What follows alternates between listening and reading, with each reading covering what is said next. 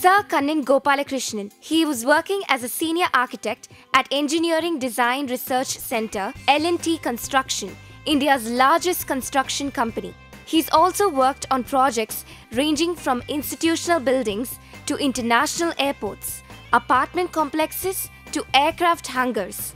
He's also attended 3 international conferences and 2 national conferences, and has also presented technical papers at the Jawaharlal Nehru University, Delhi, and the MSRIT, Bangalore. He's also won the national championship at Archaman at the India's largest architecture quiz. Sir Kannan Gopalakrishnan currently runs a design firm, Habitat Design Studio, and he is also a visiting faculty at the renowned architecture schools in Tamil Nadu. Welcome back to UGC lecture series. This is AR 6502, History of Architecture and Culture 5. We are in Unit 1. We are looking at leading to a new architecture. This is lecture 4, and I hope you remember lecture 3, wherein we saw structural classicism, one of the types of neoclassicism, and we saw the works of famous architects such as Loggia and Souffla. And in this lecture, we will be looking at the structural neoclassicism. We will continue on where we left the previous episode, and we will also be looking at the famous works of 2 more great architects, Schinkel and Labrouste. Carl Friedrich Schinkel. Schinkel lived between 1781 and 1841. He was a Prussian architect, city planner, painter, who also designed furniture and stage sets. Schinkel was one of the most prominent architects of Germany and designed both neoclassical and neo-Gothic buildings. By 1830, he had produced his main works, Neue Wasch Guardhaus, the Schauspielhaus, Humboldt's Country House, and the Altes Museum. These were some of his famous works. His means was severe and neoclassical through the effects he obtained in his interiors with dramatic lighting. Changes in levels, spatial fluidity show an original mind at work. The influence of Durand is most clearly revealed in the museum. This is how Schinkel looked. Some of the paintings and works done by other architects and other painters about him. The exterior of the Altes Museum is restrained and academic neoclassicism. Interiors is full of spatial effects.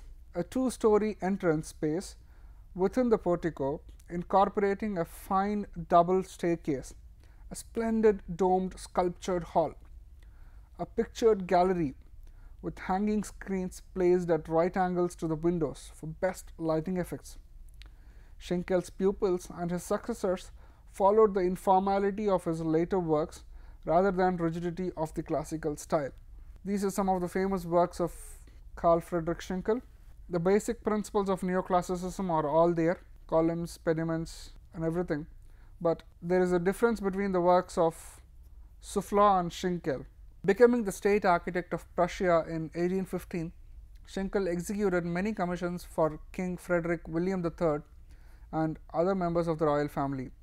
His designs were based on the renewal of various historical styles of architecture, that is, Greek revival buildings such as the Königsschapel House in Berlin, which he built in 1818, and the Altes Museum Berlin, which he built between 1822 and 1830.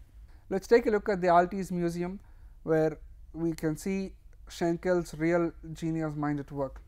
Schinkel's Altes Museum, completed in 1830, is one of the most important buildings of the neoclassical period, because the monumental arrangement of 18 Ionic fluted columns, the expansive atrium, sweeping staircase that invites visitors to ascend to the top, the rotunda adorned with antique sculptures on all sides as a place to collect one's thoughts, and an explicit reference to Rome's Pantheon.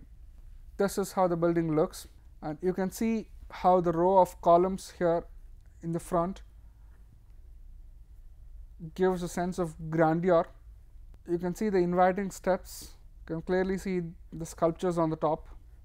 You can see that the columns are all Ionic and then they are all fluted. This was Schinkel at his best. Such signs of architectural refinement had previously only ever been seen in buildings designed for royalty and the nobility. For the first time, when he designed the same style of architecture for a museum, that changed history for a lot of people, because such kind of architecture was not usually done for civic buildings. If you see here, the architecture of Schinkel not just borrowed from Roman antiquity, he actually borrowed his elements from the Greek antiquity. There are two types of ways in which people can borrow elements from neoclassicism. Back then, the options were very simple. Either you have to borrow it from the Rome or you have to borrow it from the Greece. Roman was a much more refined way of building because they had extensively used arches, vaults and other types of building systems. Whereas in the Greek, people used the trabeated system of architecture. But Schinkel thought that the trabeated system with the classical orders and putting stones over stones on top of each other and putting a horizontal plane on top of the columns would be a very refined idea, and that is why he had used this kind of architecture in his buildings. The Altis Museum takes the Greek stoa in Athens as a model, borrowing heavily from Greek antiquity and classical architecture. Let's take a look at the picture again. You can see this long colonnade with huge space between the column and the wall beyond, corridor with columns on one side. Usually this kind of a building, this kind of a layout in Greek architecture is called a stoa. Stoa is nothing but the Greek marketplace. The most famous stoa being the Stoa of Attalus, which was a famous market, which is a very large market in which one side of the thing was corridor was open with columns, and the other side people used to sell all sorts of things in a market. So this was based on the stoa as a model from Athens. The museum employs the Ionic order to articulate the 87-meter long facade of the building, which is the only part of the exterior with any visual sign of the orders. Other three remaining facades are of brick and stone banding. There are 4 facades to the building, and this is the only facade which has columns and orders in the facade. Other 3 facades are plain stone and brick banding. Mostly because it's a civic museum building, mostly because of the funds, but also because Altis Museum is one such place where Schinkel wanted to make a difference, saying this is the front entrance and this is the front elevation, and he has made sure that we cannot miss the front elevation from any other elevation. Atop the 18 Ionic columns which support the portico sit 18 sandstone eagles, the dedication inscription upon which the eagles are perched. Schinkel's original plans called for the installation of 2 large statues of mounted knights which would flank the entrance of the museum. He wanted 2 mounted knights to flank the museum on either side of the staircase entrances. This is a closer look at the knights which surrounds the. This is a closer look at the front elevation, and here you can see the colonnade, which is an inspiration from Stoa of Greek Athens. This is where the building gets its ideas from. The body of the 2-story building is raised on a plinth, giving the building a greater stature as well as preventing the risk of damage to the artwork from moisture or flooding, for which the island was renowned. The original dome, which was an exact hemisphere modelled on the Roman Pantheon, underscored ecclesiastic dimensions of museum as a temple of art. The 2-storied building was raised on a huge plinth because for 2 reasons. The building needs to have a good stature because of the height. Person looking at it will look at it as a grand building, 1. Number 2, there is always moisture and flooding, which is usually very common in that particular area. So the moisture should not cause any damage to the artwork. So that is another reason why the plinth is so high. And the dome of the building is exact model of Roman Pantheon. It's a perfect hemisphere. So here is a look at the plans of the building. Here is the grand staircase in the front. After the broad staircase and the Ionic columns, the portico leads through a bronze portal to a double spiral staircase ending in an upper hall. The staircase and hall are separated by a colonnade providing a panorama of Berlin. The exhibition rooms of the museum are grouped around two inner courtyards. The center of the building is a two-story skylit rotunda which is surrounded by a gallery supported by 20 Corinthian columns. Like the Pantheon in Rome, its interior surface is adorned with coffering. Sunken panels on the roof is called coffers. A portion of the museum statue collection is displayed between the rotunda's 20 columns. Originally, the 6.9 meter wide granite stone is the column, and in between the columns some of the statue collections are kept. From behind the entrance lobby rises two winged grand staircases which is at once inside and outside, enclosed only with a column. Schinkel illustrated his idea of the purpose of the building with decorative figures on the walls of the stairway. It should provide a material for direct observation and instruction, but also be able to encourage further thought and discussion. That was his idea. This is the building with grand staircase, the 18 columns on the front with the 18 eagles. You can even see the mounted knights on the front here, with the other surfaces, other facades being plainly brick banded. So, this is the Altis Museum for you. Here is a section of the building. Here is the dome which is modeled on the Pantheon. It's skylit and also has coffers on the ceiling. If you see on this slide, a stamp with Schinkel's Altis Museum has been released in 2006 by Germany. It is a postage stamp which attributes to Schinkel's life, and on the stamp you can see his Altis Museum.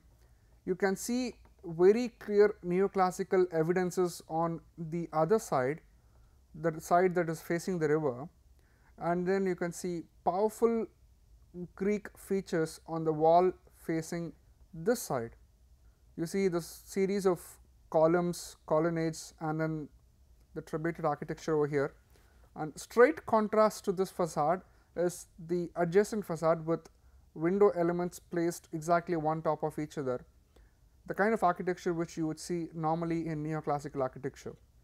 On the stamp you not only see his Altis Museum, you also see the year in which he had lived, and this is a postage stamp that commemorates Friedrich Schinkel. Friedrich Schinkel, in his initial years, he was trained under the influence of his friend who was an architect and his dad who was also an architect. So, after his training he went to Berlin and then he was practicing all kinds of artistic things.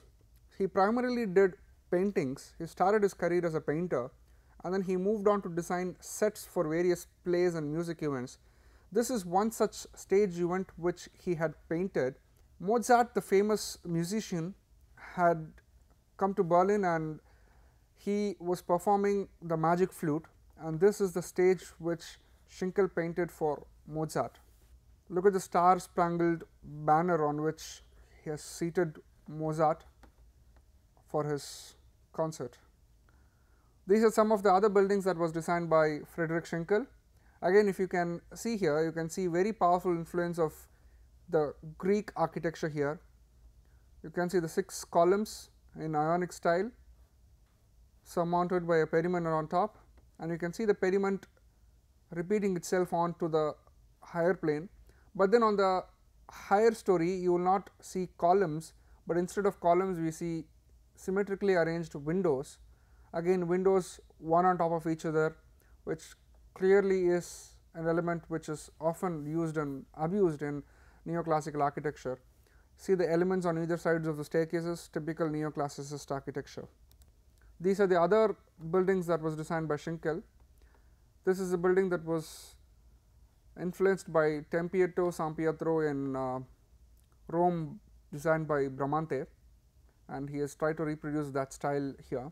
This is a little chapel which he had designed, and this is what we call the neo-Gothic style. Friedrich Schinkel was not only versatile in neoclassical architecture, but he was also versatile with neo-Gothic architecture. And this is a classical example of neo-Gothic architecture, where Gothic architecture of 13th and 14th century was repeated again in the 18th century. You can see the wheel window, you can see the sharp elements over here, you can see pointed arches, you can see all the classical, all the perfect elements of Gothic architecture on this building. This is another castle which was designed by Schinkel, another chapel, again neo-Gothic architecture. You can see the triforiate pattern, the pointed arches, you can see these elements clearly in neoclassical, neo-Gothic style of architecture. Another famous architect whom we are going to study in this series is Pierre-François Henri Labrouste, who was a French architect from the famous École de Beaux-Arts School of Architecture. After a 6-year stay in Rome, Labrouste opened an architectural training workshop which quickly became the center of rationalist view. He became noted for his use of iron frame construction and was one of the first to realize the importance of its use. He was born in Paris. Labrouste entered the college Saint-Barbe as a student in 1809. He was then admitted to the second class in the Le Bois-Wardier workshop in the École Royale des Beaux-Arts in 1819. In 1820, he was promoted to the first class. This is how Henri Labrouste looks according to the artists and sculptors who sketched him. One of the post-Durand buildings in Paris is the Saint Genevieve Library, which was constructed between 1843 and 1850 by Henri Labrouste. It is a long rectilinear building in which an elegant neo-Renaissance facade in 2 tiers conceals the interiors. A fine examples of iron engineering with a double row of semicircular iron walls carried on iron columns. This is how the building looks. He brilliantly uses iron in his building, and he uses framed barrel vaults, he uses iron columns placed on pediments.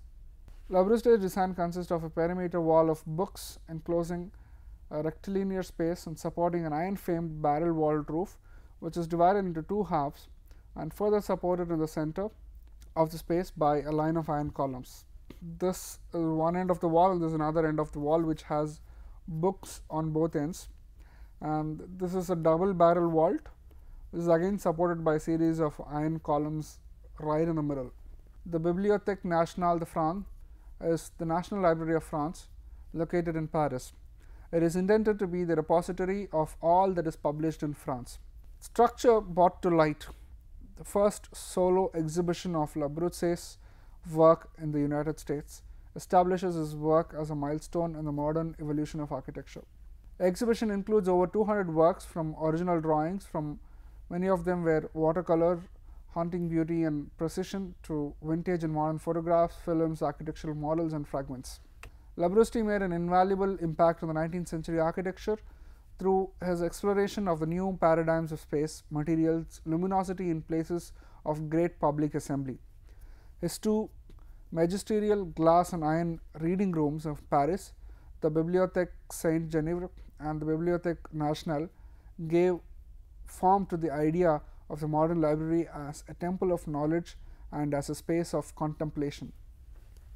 Here is a closer look at some of the other works. This is the planning for the Bibliothèque Nationale. Here you have a code of honor, book stacks, reading rooms,